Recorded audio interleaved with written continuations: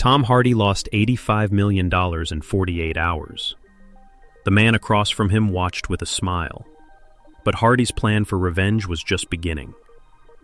What happened between Tom Hardy and real estate mogul Marcus Wellington would become one of the most vicious financial battles in Hollywood history. This isn't just a story about money. It's about betrayal, manipulation, and a revenge plot so elaborate it would destroy a billion-dollar empire. Before we dive into this incredible story, make sure to hit that subscribe button, because what you're about to learn about Tom Hardy's war with one of America's most powerful real estate tycoons will shock you to your core. The date was September 14, 2022. Tom Hardy sat in the glass-walled conference room of Wellington Properties, staring at documents that represented the complete destruction of his financial security. Across the mahogany table, Marcus Wellington, worth an estimated $3.2 billion, watched with the satisfied expression of a predator who just devoured his prey. "I'm sorry it had to come to this, Tom," Wellington said, his voice carrying the false sympathy of someone who felt no remorse whatsoever. "But business is business." Hardy's hands trembled as he flipped through the papers.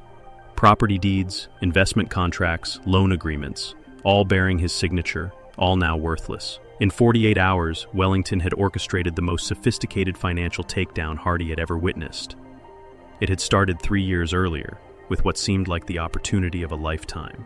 Wellington had approached Hardy through mutual connections, offering him a chance to invest in luxury developments across California. The projects were impressive: beachfront resorts in Malibu, high-end shopping centers in Beverly Hills, exclusive residential communities in Silicon Valley. "Think of it as building your legacy," Wellington had said during their first meeting. "These properties will appreciate for decades. Your grandchildren will thank you."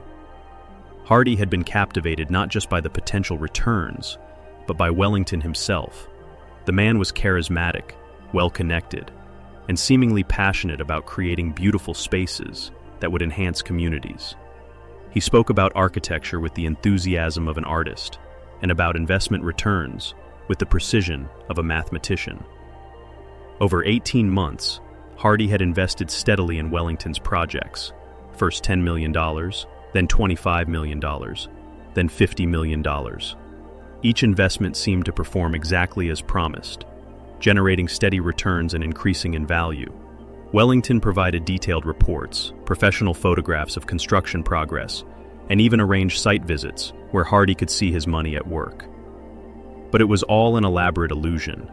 The properties existed, but Hardy's ownership stakes were built on legal quicksand.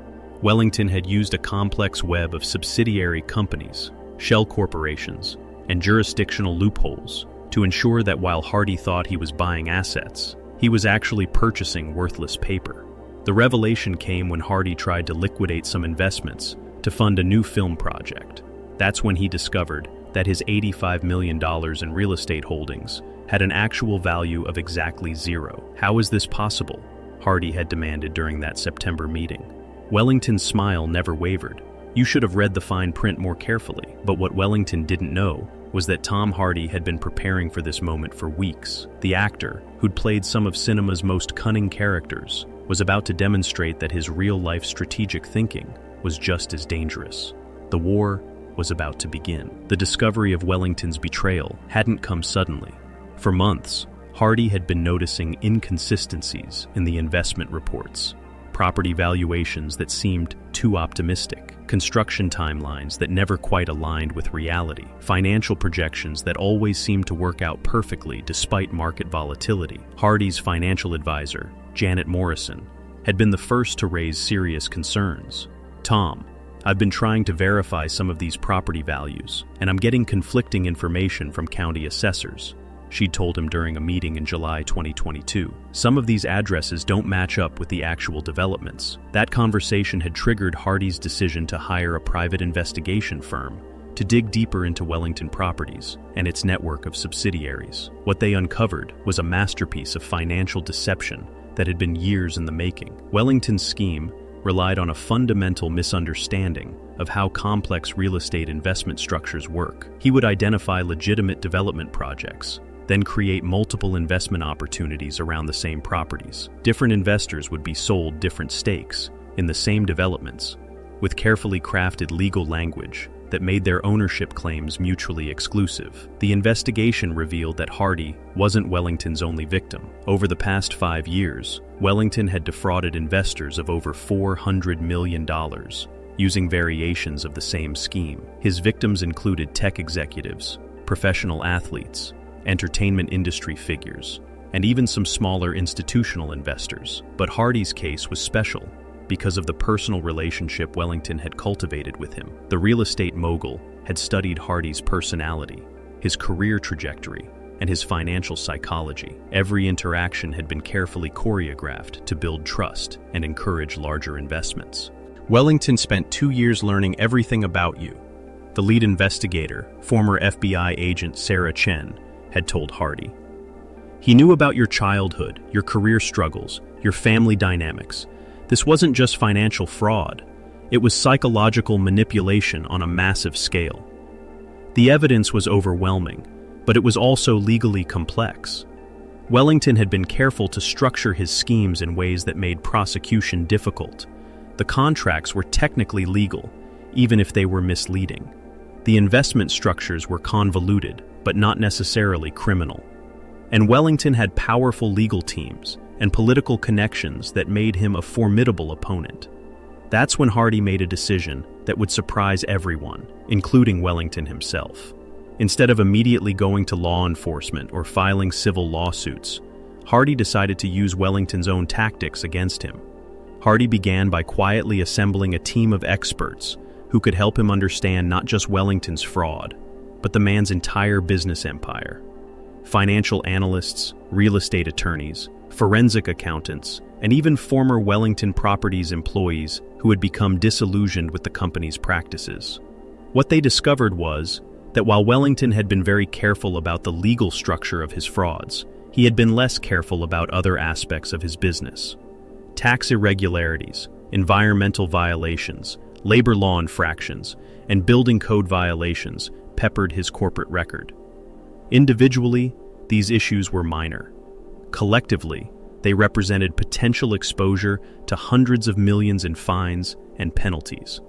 Hardy also learned that Wellington's business model was fundamentally unstable. The real estate mogul was essentially running a Ponzi scheme, using money from new investors to pay returns to earlier ones. The scheme only worked as long as new money kept flowing in. If that flow stopped, the entire operation would collapse within months. Armed with this knowledge, Hardy began implementing a strategy that would have impressed any of the criminal masterminds he'd portrayed on screen. He started by quietly reaching out to Wellington's other victims, building a coalition of defrauded investors who could coordinate their response. The first phase of Hardy's plan involved making it impossible for Wellington to attract new investors. Hardy's team began a subtle but effective campaign to damage Wellington's reputation in the investment community. They leaked information about the investigation to financial journalists, shared evidence of Wellington's fraudulent practices with regulatory agencies, and even arranged for some of Wellington's former employees to speak anonymously to reporters. The media coverage was devastating. Within weeks, Wellington Properties went from being seen as an innovative real estate developer to being viewed as a potential fraud operation. New investment dried up almost overnight, putting enormous pressure on Wellington's cash flow. But Hardy wasn't finished. The second phase involved attacking Wellington's existing projects. Hardy's team filed complaints with environmental agencies about construction practices, alerted labor departments about worker safety violations, and even arranged for building inspectors to take closer looks at Wellington's developments.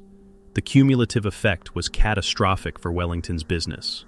Projects were delayed or shut down entirely. Investors began demanding their money back. Banks started calling in loans. The carefully constructed empire that Wellington had built began crumbling from multiple directions simultaneously. Wellington, accustomed to being the predator in financial relationships, found himself increasingly desperate. He reached out to Hardy through intermediaries, suggesting they could work out a settlement. When Hardy ignored these overtures, Wellington became more aggressive, hiring private investigators to look for compromising information about Hardy's personal life. But Hardy had anticipated this response. His team had already identified Wellington's likely tactics and prepared countermeasures. When Wellington's investigators started digging into Hardy's background, they found themselves under surveillance by Hardy's security team. When Wellington tried to use his media connections to plant negative stories about Hardy, he discovered that Hardy had better relationships with those same journalists. The psychological pressure on Wellington was intense. For the first time in his career, he was facing an opponent who understood his tactics and could counter them effectively. The stress began affecting his health, his family relationships, and his decision-making abilities. By December 2022, Wellington Properties was hemorrhaging money and facing investigations from multiple government agencies. Wellington himself was struggling to maintain his lifestyle, as his liquid assets were tied up in legal proceedings and his credit lines were frozen by suspicious banks. That's when Hardy made his final move. Instead of simply destroying Wellington, he offered the man a choice: voluntary bankruptcy and cooperation with authorities, or total annihilation through continued legal and financial warfare. The meeting took place in the same conference room where Wellington had gloated over Hardy's losses just months earlier. But this time, it was Wellington who looked defeated and Hardy who controlled the conversation. "You taught me an important lesson about reading the fine print," Hardy told Wellington as he slid a settlement agreement across the table. "So I suggest you read this very carefully." The document offered Wellington a way out that would preserve some of his wealth and keep him out of prison, but only if he agreed to make full restitution to all his victims and cooperate completely with ongoing investigations. Wellington's hands shook as he read the terms. The man who had once controlled billions in assets was now facing the choice between limited financial survival and complete destruction. "How did you do this?" Wellington asked, his voice barely above a whisper. Hardy's smile was cold and satisfied. "I learned from the best." Wellington signed the settlement agreement on January 15, 2023, in front of cameras and federal investigators. The man who had stolen $85 million from Tom Hardy and hundreds of millions from other victims was now reduced to a shell of his former self, forced to liquidate his empire to pay back his crimes. The restitution process took 8 months to complete. Hardy recovered not just his original $85 million investment, but an additional $47 million in penalties and interest. More importantly, over 200 other victims also received full compensation for their losses. But the financial recovery was only part of Hardy's victory. The investigation that his actions had triggered revealed the full scope of Wellington's criminal enterprise, leading to criminal charges against Wellington and 17 of his associates. The real estate mogul, who had once commanded a $3.2 billion empire, was sentenced to 12 years in federal prison for wire fraud, money laundering, and racketeering. The aftermath of Wellington's downfall sent shockwaves through the luxury real estate industry. Several other high-profile developers found themselves under increased scrutiny as investigators looked for similar schemes. The Securities and Exchange Commission implemented new disclosure requirements for complex real estate investment structures, making it much harder for future fraudsters to operate. Hardy's role in bringing down Wellington earned him recognition from law enforcement agencies across the country. FBI Director Christopher Wray personally commended Hardy's cooperation with the investigation, noting that Dr. Rebecca Martinez, a forensic psychologist who interviewed Wellington during his pre-sentencing evaluation, later described his mental state as completely shattered. Wellington had gone from seeing himself as a master manipulator to recognizing that he had been manipulated in return, and far more effectively than he had ever managed with his victims. Wellington's entire self-concept was built around his ability to read people and exploit their psychological weaknesses, Dr. Martinez explained in her confidential report. When Hardy turned those same techniques against him, it created a cognitive dissonance that Wellington simply couldn't process. The case also revealed the extent to which Wellington had been living beyond his means.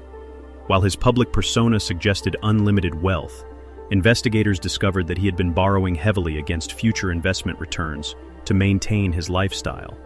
His Beverly Hills mansion, his collection of luxury cars, his private jet, and even his children's private school tuition had all been financed through fraudulent activities. When the FBI raided Wellington's properties, they found evidence of a man desperately trying to maintain appearances while his empire crumbled around him. Credit card statements showed purchases of expensive artwork that was immediately put up as collateral for loans. Bank records revealed frantic attempts to move money between accounts to avoid detection. Even his charity donations, which had been a major part of his public image, were traced back to victim funds. The human cost of Wellington's crimes extended far beyond financial losses.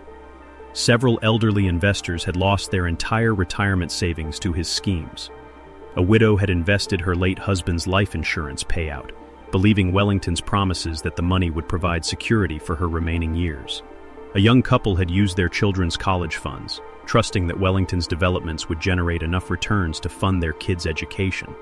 Hardy made a point of meeting with many of these victims during the restitution process.